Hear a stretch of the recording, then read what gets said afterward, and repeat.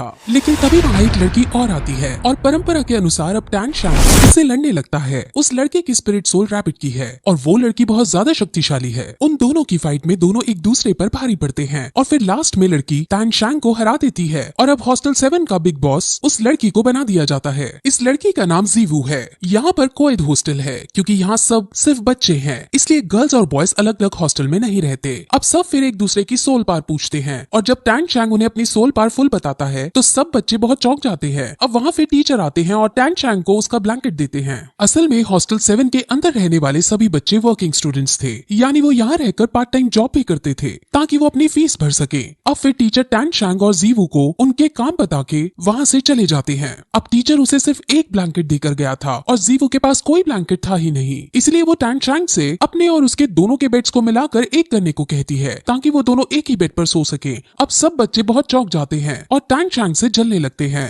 Tang शैंग भी घबराते हुए उससे कहता है कि भला एक लड़का लड़की एक साथ एक बेड पर कैसे सो सकते हैं, जिस पर जीवू कहती है कि जब मुझे लड़की होकर कोई दिक्कत नहीं तो तुम्हें लड़के होकर क्या परेशानी है। अब फिर वो बेड्स को अटैच करता है और दोनों सो जाते हैं। अब अगले दिन वो सभी बच्चे मेस के अंदर खाना खाने जाते हैं और जीवू को ऊपर फ्लोर पर खाना खाने का मन था, लेकिन वहाँ उसे ये पता चलता है कि ऊपर वाला फ्लोर अमीरों के लिए है और गरीबों के लिए ऊपर जाना मना है। अब ये सुनकर सभी को बहुत बुरा लगता है क्योंकि ऊपर बैठे अमीर लोग उन्हें चिढ़ा भी रहे होते हैं। हॉस्टल 7 के सभी बच्चे अब नीचे के फ्लोर पर ही खाना खाने के लिए बैठने लगते हैं, लेकिन तभी वहाँ ग्रैंड मास्टर आते हैं। ग्रैंड मास्टर वही है जिसे टैंग शैंग ने अपना टीचर बनाया था। ग्रैंड मास्टर टैंग शैंग के पास आकर उसे अपने साथ ऊपर खाना खाने को कहते हैं क्योंकि उनको टैंग शैंग से कुछ बातें करनी थी, लेकिन टैंग शैंग को फिलहाल अपने दोस्तों के साथ रहकर ही खाना खाना बेहतर प्रतीत होता है और वो उनसे खाना खाने के बाद मिलने को कहता है। अब टैंग शैंग अपने दोस्तों के पास जाता है, जहां जब उसके दोस्तों को ये पता चलता है कि टैंग शैंग के टीचर ये हैं तो उन्हें बहुत अजीब लगता है क्योंकि सबको ये बात पता थी कि ग्रैंड मास्टर रैंक 29 पर पहुंचे हुए हैं, लेकिन उससे आगे नहीं बढ़ पा रहे हैं, जिस वजह से उनका कभी कभार मजाक सा भी बनाया जाता है। और जब टैंग शैंग के दोस्त टैंग शैंग के सामने ही ग्रैंड मास्टर का मजाक सा उड़ाने की कोशिश करते हैं तो टैंग शैंग गुस्से में आकर उन्हें धमकी देता है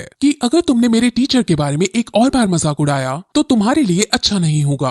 अब वो फिर सीधे ग्रैंड मास्टर से मिलने जाता है और अब ग्रैंड मास्टर उससे उसकी दूसरी स्पिरिट सोल को दिखाने को कहते हैं। वो उन्हें अपनी दूसरी स्पिरिट सोल दिखाता है जो असल में एक हैमर की थी।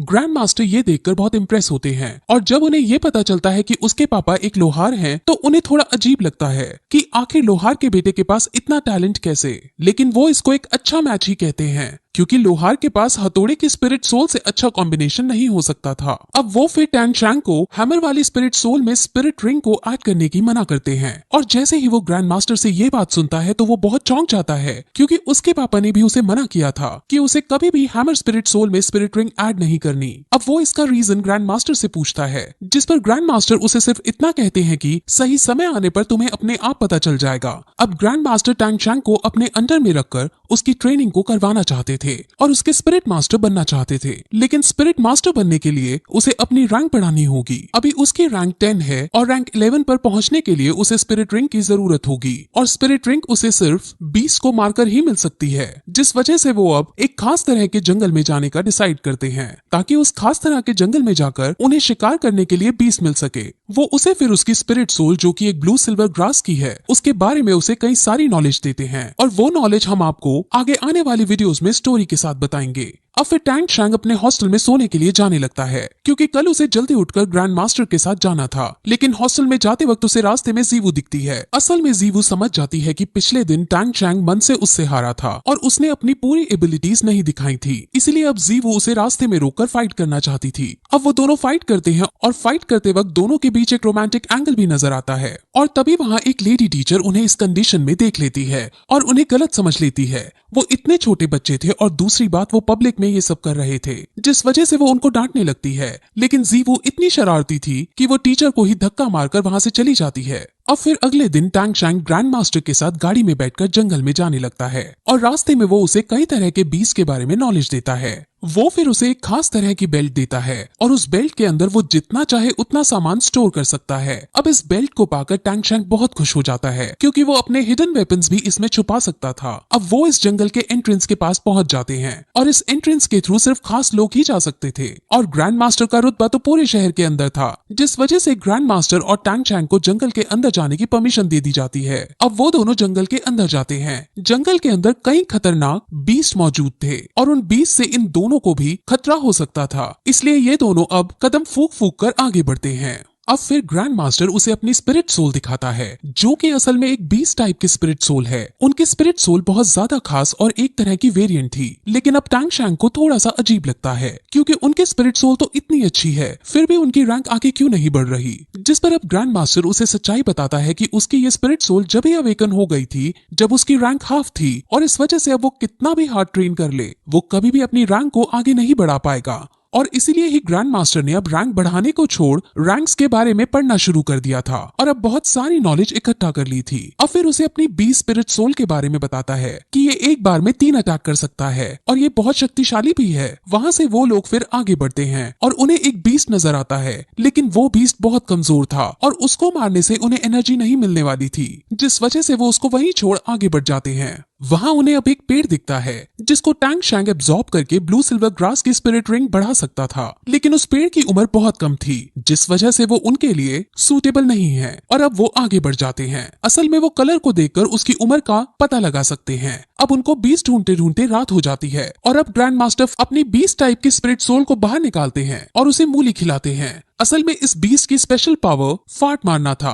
और ये मूली खाने से ही पॉसिबल हो सकता था। ये बात टैंग शैंग को बहुत शॉक करती है। अब वो बात कर ही रहे होते हैं कि तभी वहां एक बहुत बड़ा स्नेक के शेप वाला बीस्ट आ जाता है और उन पर हमला करने लगता है। वो बीस्ट 100 साल से भी ज्यादा पुराना था और बहुत शक्तिशाली था और उसे ग्रैंड मास्टर नहीं मार सकते थे, जिस वजह से वो उससे बचकर भागने की कोशिश करते हैं। लेकिन वो बीस्ट उनको पकड़ने के लिए उनके पीछे दौड़ता है और उनको मारने ही वाला होता है कि तभी ग्रैंड मास्टर की स्पिरिट सोल उस पर हमला कर देती है, लेकिन वो बीस्ट उससे भी बच जाता है। ग्रैंड मास्टर और टैंग शैंग अपने अपने तरीकों से उसे हराने की कोशिश करते हैं, लेकिन दोनों में से कोई उसको नहीं हरा पाता। इसीलिए अब टैंग शैंग एक आइडिया सोचता है। टैंग शैंग अपने ग्रैंड मास्टर का साथ छोड़ चुपके से उससे लड़ने जाता है और अपने हिडन वेपन से उसके मुंह पर वार कर देता है, जिस वजह से वो बीस्ट वहीं तड़प तड़प कर जमीन पर गिर जाता है। अब फिर ग्रैंड मास्टर भी उसको देख लेते हैं और टैंग शैंग को डर लगता है कि कहीं इन्होंने मुझे देख तो नहीं लिया। वो सबसे अपने हिडन वेपन्स को छुपाना चाहता था। अब ग्रैंड मास्टर उसके पास आते हैं और उनको खुशामती से उसका हिडन वेपन नहीं दिखता